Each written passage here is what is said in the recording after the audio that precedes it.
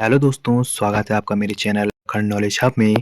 दोस्तों, उत्तराखंड प्रवक्ता भर्ती स्क्रीनिंग परीक्षा 2025 के सिलेबस के अनुसार आज हम राष्ट्रीय शैक्षिक अनुसंधान एवं प्रशिक्षण परिषद NCERT के बारे में जानेंगे, जो कि उत्तराखंड की सभी शिक्षक भर्ती परीक्षाओं व सभी केंद्रीय शिक्षक भर्ती परीक्षाओं के लिए समान रूप से उपयोगी है।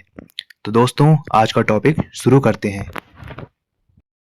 तो राष्ट्रीय शैक्षिक अनुसंधान और प्रशिक्षण परिषद NCERT के बारे में जानते हैं।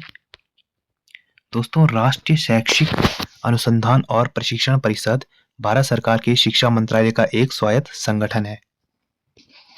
1961 में स्थापित यह सोसाइटी पंजीकरण अधिनियम के तहत एक साहित्यिक, वैज्ञानिक और धर्मार्थ सोसाइटी है। इसका मुख्यालय नई दिल्ली में श्री अरबिंदो मार्ग पर स्थित है।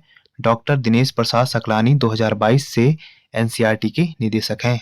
2023 में NCERT कक्षा 3 से 12 तक के पाठ्यक्रम और शिक्षण सामग्री को अंतिम रूप देने के लिए 19 सदस्यीय समिति का गठन किया। इसमें लेखक और इन्फोसिस फाउंडेशन की अध्यक्ष सुधा मूर्ति, गायक थे शंकर महादेवन और माजुल भार्गव इसमें शामिल थे।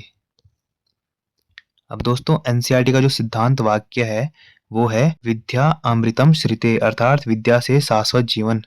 इसका प्रकार है, यह शिक्षा मंत्रालय का एक स्वायत्त निकाय है। इसको 1 सितंबर 1961 में स्थापित किया गया। इसके जो संस्थापक हैं भारत सरकार है, अर्थात शिक्षा मंत्रालय। इसके वर्तमान अध्यक्ष हैं धर्मेंद्र प्रधान, जो कि अभी शिक्षा मंत्री हैं, और इसके निदेशक डॉक्टर दिनेश प्रसाद सकलानी हैं।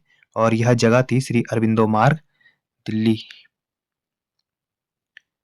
भारतीय शिक्षा मंत्रालय ने 27 जुलाई 1961 को NCERT की स्थापना की और परिषद ने 1 सितंबर 1961 को औपचारिक संचालन शुरू किया। तो इसकी जो स्थापना थी वो 27 जुलाई 1961 को हो चुकी थी, और जो इसने अपना कार्य प्रारंभ किया वो 1 सितंबर 1961 से इसने अपना औपचारिक संचालन या कार्य करना शुरू किया। इसका गठन 7 सरकारी संगठनों के विलय के माध्यम से किया गया, जो इस प्रकार से हैं: केंद्रीय शिक्षा संस्थान, केंद्रीय पाठ्यपुस्तक अनुसंधान ब्यूरो, केंद्रीय शैक्षिक और व्यावसायिक मार्गदर्शन ब्यूरो, माध्यमिक शिक्षा के लिए विस्तार कार्यक्रम निदेशालय, राष्ट्रीय बुनियादी शिक्षा संस्थान, राष्ट्रीय मौलिक शिक्षा केंद्र, राष्ट्रीय श्रव्य दृश्य शिक्षा संस्थान। यह राष्ट्रीय अध्यापक शिक्षा परिषद से अलग है। दोस्तों, यह राष्ट्रीय अध्यापक शिक्षा परिषद से अलग है। अब NCERT के उद्देश्य देखते हैं। देश के लिए शिक्षा की एक सामान्य प्रणाली को डिजाइन और समर्थन करना, जो चरित्र में राष्ट्रीय है। साथ ही पूरे देश में विविध सांस्कृतिक प्रथाओं को सक्षम और प्रोत्साहित करना इसके उद्देश्य है। शिक्षा आयोग 1964 से 1966 की सिफारिशों के आधार पर शिक्षा पर पहला राष्ट्रीय नीति वक्तव्य 1968 में जारी किया गया था।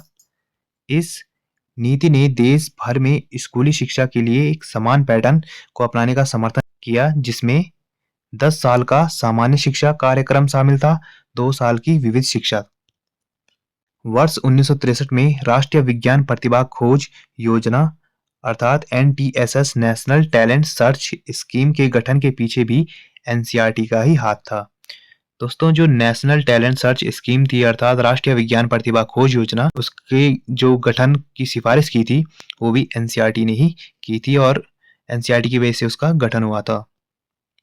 इस कार्यक्रम का उद्देश्य था प्रतिभाशाली छात्रों की पहचान करना, पोषण करना और उन्हें छात्रवृत्ति से पुरस्कृत करना था।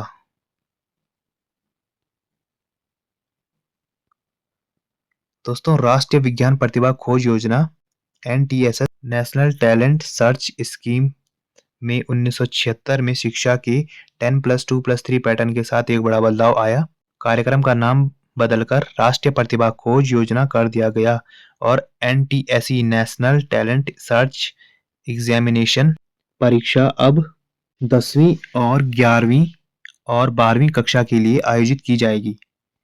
वर्तमान में NTSE national talent search examination परीक्षा भारत में केवल 10वीं कक्षा के लिए 2 चरणों में आयोजित की जाती है। दोस्तों, जो NTSE है और ये अभी जो एग्जाम होते हैं वो केवल 10वीं छात्रों के लिए होते हैं, जो 2 चरणों में आयोजित किए जाते हैं,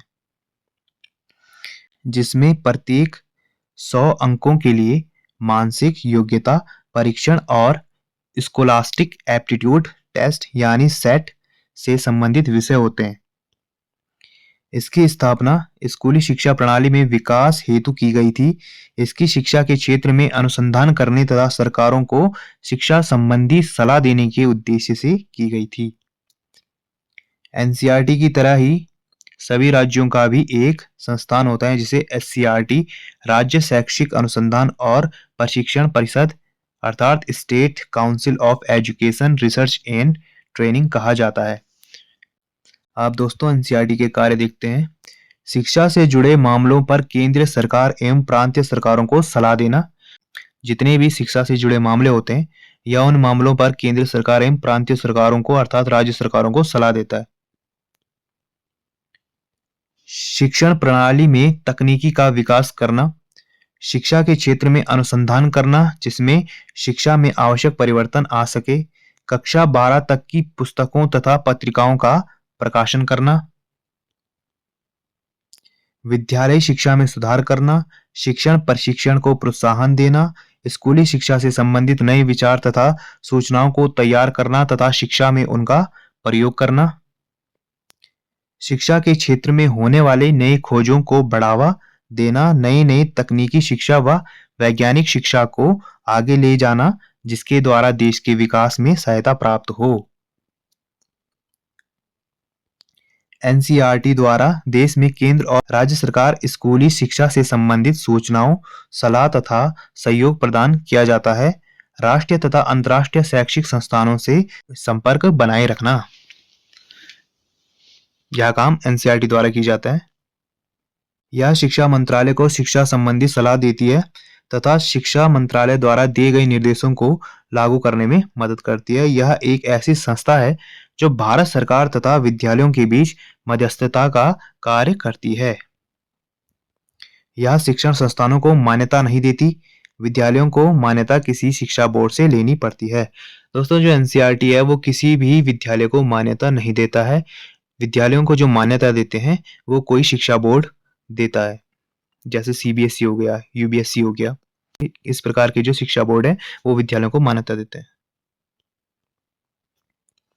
राष्ट्रीय शैक्षिक अनुसंधान और प्रशिक्षण परिषद ने वर्ष 2021 से 1 से 5 तक श्रवण विकलांग छात्रों के लिए भारतीय सांकेतिक भाषा में पुस्तकों को डिजिटल रूप से डिजाइन किया है। ई पाठशाला नाम से एक ऑनलाइन प्रणाली एनसीईआरटी और शिक्षा मंत्रालय की एक पहल पाठ्य पुस्तकों, ऑडियो वीडियो प्रकाशनों और कई अन्य प्रिंट और गैर प्रिंट तत्वों सहित शैक्षिक ई स्कूलिंग संस्थाओं को प्रसारित करने के लिए विकसित की गई है। मोबाइल फोन और टैबलेट और ईपीयूबी। दोस्तों अब ईपीयूबी के बारे में थोड़ा देखते हैं क्या है। ये इलेक्ट्रॉनिक पब्लिकेशन है जो फाइल फॉर्मेट डिजिटल किताबों के लिए बनाया गया है। अब दोस्तों एनसीईआरटी के निष्कर्ष पे हम पहुंच चुके हैं। तो एनसीईआरटी भारत में शिक्षा के क्षेत्र में क्या है, एक महत्वपूर्ण संगठन है। यह स्कूली शिक्षा के विकास में एक महत्वपूर्ण भूमिका निभाता है और छात्रों और शिक्षकों के लिए कई उपयोगी संसाधन प्रदान करता है। दोस्तों आज हमने एनसीईआरटी के बारे में जाना जो कि प्रवक्ता स्क्रीनिंग भर्ती परीक्षा का एक महत्वपूर्ण टॉपिक है। तो उम्मीद है आप सब लोगों को यह वीडियो अच्छी लगी होगी और ऐसी ही ज्ञानवर्धक वीडियोस के लिए आप मेरे चैनल उत्तराखंड नॉलेज हब को लाइक कीजिए, कमेंट कीजिए, शेयर कीजिए, सब्सक्राइब कीजिए और मुझे इंस्टाग्राम पे फॉलो कीजिए। और इस वीडियो की पीडीएफ के लिए मेरे टेलीग्राम चैनल को ज्वाइन कीजिए। मेरे टेलीग्राम चैनल का लिंक आपको डिस्क्रिप्शन में मिल जाएगा, तो आप वहां से मेरे टेलीग्राम चैनल को ज्वाइन कर सकते हो। और ऐसी ही वीडियोस के लिए आप मुझे सब्सक्राइब करना मत भूलिए और इस वीडियो को जितना हो सके अपने दोस्तों के साथ शेयर कीजिए। Thank you.